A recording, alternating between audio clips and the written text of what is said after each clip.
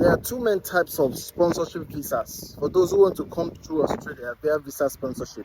Number one is visa 482 and the other one is visa 186. Now listen attentively because most of you guys ask a lot of questions and I'm doing this video to address it. Visa 482 is an Australian sponsorship visa that gives all these Australian companies opportunities to sponsor foreigners, even those in Australia. And the visa 482 requires you having at least 2 years of experience in the desired occupation. How do you even know that you're qualified? Now, normally, if you go to the occupation list for Australian occupation list, if you search your occupation there, and you're gonna see list of visas that it is being approved for. Now, if those visas, part of the visas is visa 482, then you're qualified. Is that easy, right? Yes. So you can also go to Google and do that job, or go to the Australian immigration website, official one, and do that job. It's so easy. Now, let me say this into you. Now, the difference between visa 482 is that visa 482 is a temporary sponsorship visa, meaning that the duration is at least for 4 years.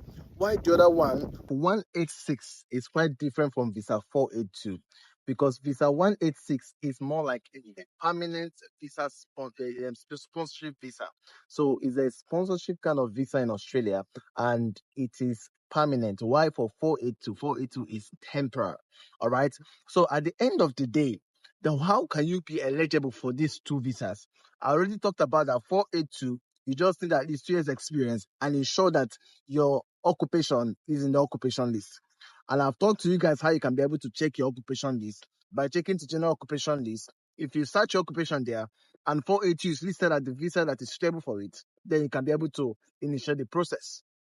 Number two is that for 186, you have to be nominated. This one is not the one that you're just going to be just sponsored. No, the other one is you're going to be sponsored and all of that. But this one, the other one, you have the power to be nominated. But you need at least 3 years of experience. I repeat, 3 years of experience. For visa 482, you'll be sponsored. For visa 186, you will be nominated by that organization that want to be able to bring you into the country. Now, the difference is that the other one is permanent, the other one is temporary. The reason I'm sounding this way is not because I'm crazy. It's because there are some people in my inbox who keep asking this question again and again and again.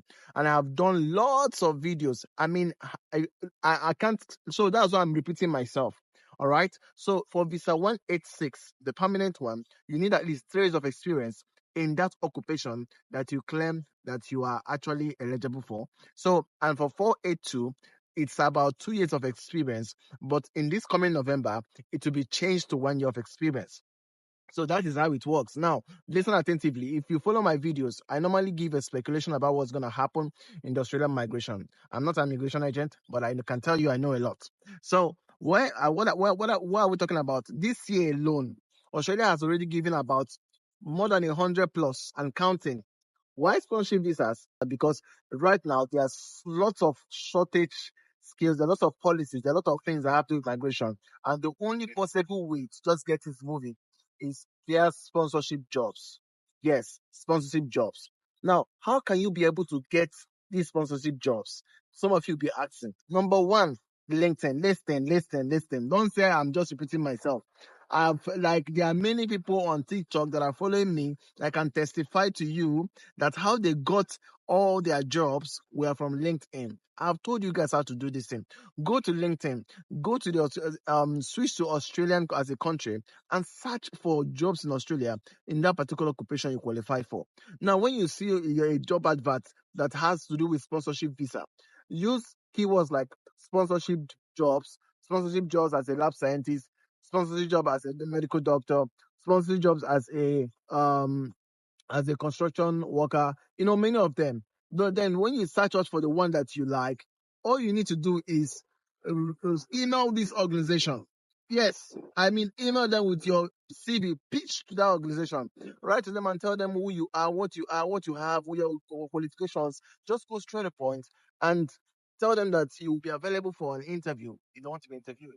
So this is just one of the easiest ways. Many people that have watched me and have gotten jobs in Australia, they have visa sponsorship. This is how they have done it.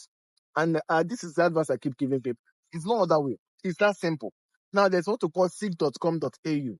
Now, seek.com.au is like Australia traditional place where jobs have been posted. So you can go there and also search for jobs, and you can see visa sponsorship jobs and start messaging the company via email. You understand? So as I said, this is not a definite process. It's not a guaranteed process, as a matter of fact. But it's something that if you can do, probably it might just work for you. You never can tell. So you never can tell. So this is where I will stop it for today. As I repeat, let me conclude by saying this: Visa 482 is temporary visa. It's a temporary sponsorship visa that allows you to stay at least 4 years in Australia. After the first 3 years in this visa, you can convert to visa 186, which is permanent resident visa. It's still under sponsorship visa. All right.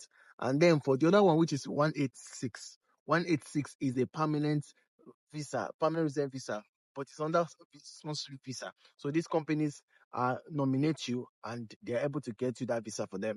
Now, the general thing I want to say at the end of the day is don't sleep on this. Make it while the sun shine.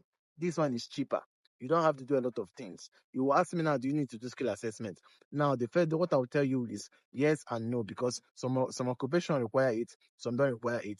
And that's why you need to go and do it yourself. Go and check out your occupation list. In your occupation list, you will see whether they need skill assessment or not. That's how to do it.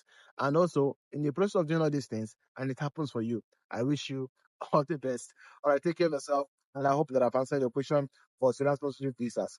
All right, take care of yourself. Bye. Don't forget to share this video. Don't forget to follow me, and don't forget to subscribe if you're watching on YouTube. All right, bye.